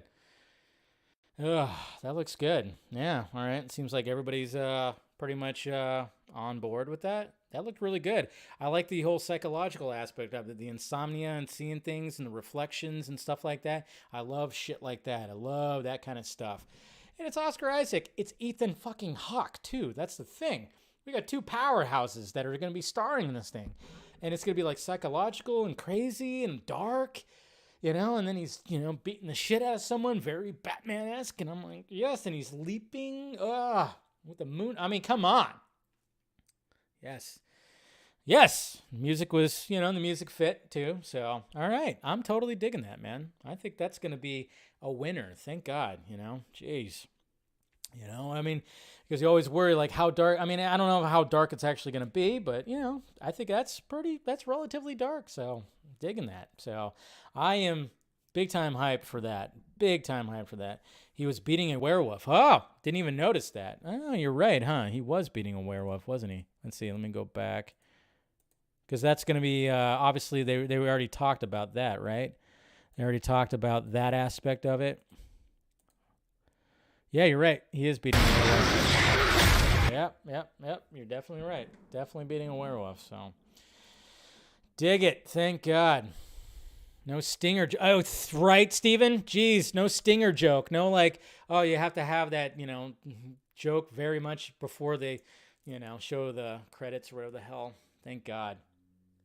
Ooh, thank God. I think the Rams have this one, by the way. I think the Rams are good. The Rams are going to the, you know, they're moving on. Just looking at this right now. All right. So we got all the topics. Let's go ahead and look at some Twitter questions. See what you guys have to say about all this. What questions do you guys have? All right, here we go. Captain Gator Girl, not a question, just a cute story of my first dog, Bailey. He was born in a litter of 4 puppies, and his brothers' names are Martin, Luther, and Junior. Nice. Bailey's original name was King. They were born Martin Luther King Jr. Day, 1997. Aw, that's a great story. I like that. Gator Girl, a.k.a. Nicole Ashley. That's funny. My cousin is named Nicole Ashley also. Edward. Hey, Dave, with Peacemaker's first 3 episodes debuted last week, it's been word we are going to see a giant worm in the show. To me, what if Mr. Mind is behind the butterflies? Yeah, he was introduced, right, already? So, anyways, this show has my attention, and what could possibly come even with this week's episode? I know. I'm not going to lie. Like, I was hesitant at Peacemaker at first, but now after watching the 3 episodes, I'm in. Do I love it? No. I enjoy it? Sure. Do I hate it? No. So it's so great. So you might be on to something there. It could be. I don't know. We'll see. Mr. Eric M. Blake, leaving aside how, speaking with my bachelor's in political science, the ditz writing the article has clearly no idea what fascist means. Of course, a lot of people don't know what fascist means nowadays. Could someone please explain exactly why Whedon waited to say Jack about Justice League until now? I know, right? I hate to tell you this, Whedon, but the time for this CYA interview was years ago. Doing it at all this late after the Snyder Cut is out have received a much better and mass reaction. It It doesn't just look desperate. It looks stupid, pathetic, and pointless. It definitely does. I agree with you, sir. Joss Whedon is a prick. Joss Whedon is a prick. Hashtag Joss Whedon is a prick. Clement. Didn't know about this. Did you know about this? If not, the test screening sheds a different story. Okay, this is one of the, when it comes back to test screens, and this is, by the way, congrats, Steven, with this viral tweet, posting that with the screenshots. I mean, this one, everybody was like, yep. This went all over the place. Okay, I was both the test screening with incomplete VFX and the red carpet premiere for Justice League. I was there too. I didn't get in, but I can assure you there was no complaints about Ray Fisher's acting at all. The cut I saw first had way more Ray Fisher scenes, and they were great. Fuck Joss Whedon. So there you go. Testimony right there from somebody who saw a test screening. I don't think it was the Snyder cut, though. I think it was test screenings when it came to Whedon already doing fuckery. Comic Brooks. Hey, Dave. So regarding Andrew Garfield's Spider-Man, what would you like to see if we get The Amazing Spider-Man 3? I already said it. I would like to see him find Spider-Gwen in the multiverse. That's what I'd like to see, and I wouldn't mind seeing a little Venom too. A little Venom as well. Bonus, same thing, but for Spider-Man 4 with Tobey. I'd like to see Tobey be a mentor to Miles, maybe something like that. See what life's like with MJ being in his mid-40s. Maybe like an old man Peter. Stephen Brody. Hey, Dave. Hope all is well. All is pretty well. My question is what capacity do you think Keaton and a possible Robin will play in the Batgirl film? And what kind of role would you personally want for each? Well, I hope there is a Nightwing. I hope there is something like that. But, I mean, I'm so confused on how all this works, especially since we have J.K. Simmons Gordon. So I just want that question to be answered first before I start thinking about all that. That's just kind of where I'm at. I'm just confused. I'm like, how, if Batman hasn't existed and then another Batman shows up in this world from another universe, that's what I'm more curious about. VF, do you think Joss Whedon has a future in Hollywood after his behavior? No! Maybe in some kind of indie fashion. I would not be surprised if he'll get some indie work, but no major studio will touch him. No major studio will touch him. I think maybe indie work, who knows? Yeah. Joss Wiley trying to make a comeback. Yes, he very much is Wile E. Coyote. Very much. Cooper Knox. And just like that, ScarJo's praises of Joss Whedon have aged like expired sour cream. Yes, I know. Anybody should just, everybody who, and I'm not saying, maybe she had a good experience with Joss Whedon. Okay, but you should probably not mention that anymore. But then again, that was like last year during Black Widow's press junkets. PSU Fan 5. Why do you think they picked today to release this story, and do you expect Zack Snyder to respond to the accusations? I do not. I think Zack should just stay out of it, as he has, and not mention anything about it. That's the best idea. He's preparing for Rebel Moon. He should not really say anything. If he ends up throwing, the only response from Zack that I would like to see is just maybe him praising Ray Fisher again. That's all. If he posts an image of Ray, posts an image of them on the set or them behind the scenes, if he does something like that, that's all I would need right there. That's it. I don't need him to mention anything else about this. Ryan, if you were forced by gunpoint to hire Joss for one future project to direct, what would it be for Marvel and DC? How fucking dare you? Why? Why would you do that to me? I'm not gonna. No. I don't even. Nah. Just shoot me. Just shoot me. Shoot me between the eyes. Comic Brooks. Okay. One more, I promise. This one is one I've had for a while. Do you think any of the cast from the Avengers have had bad experiences and report. Yes, I'm pretty sure somebody had to have. You know how much pressure? I mean, maybe not with the first Avengers, but I would not be surprised with the second Avengers. He probably had a lot of stress from Marvel Studios and whatnot. I'm sure there was something. But I know I said 1 per episode, but fuck it, Eric. You know, I'll read them all off. Port. What's the good chance of Ray getting more roles since speaking out against Warner Brothers, other than the occasional project and Comic-Con appearances? Well, I hope he gets more roles. You know, I know we all would love for ZACK to cast him in Rebel Moon or anything.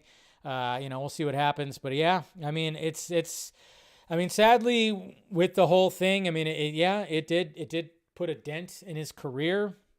But I mean, at least he's still kind of working, you know, a little bit, and he's very much prepared to still work the way he has worked. So, but I really hope that he does get more roles. But I hope the studios don't just completely ignore him after all this. Jonathan, can you separate the art from the artist? Well, we do that with Bryan Singer. I mean, we do, right?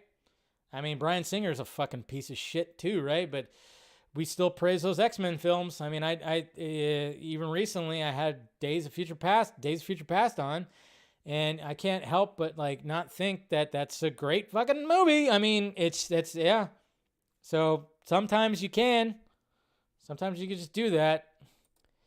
It can be hard, but you know.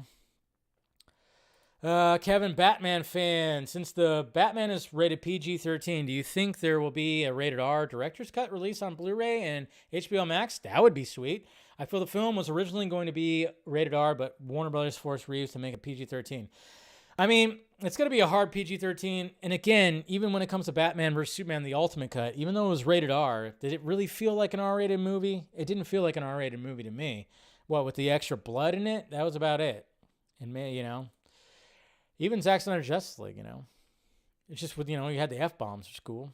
And Andrew Casali, today is Jim Carrey's 60th birthday. What's your favorite role? My favorite role is Ace Ventura.